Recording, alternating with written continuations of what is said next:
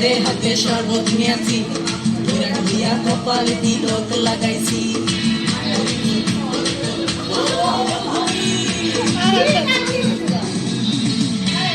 মাল ছেড়ে হাতে শরবত নিয়েছি, কপালে তিলক লাগাইছি।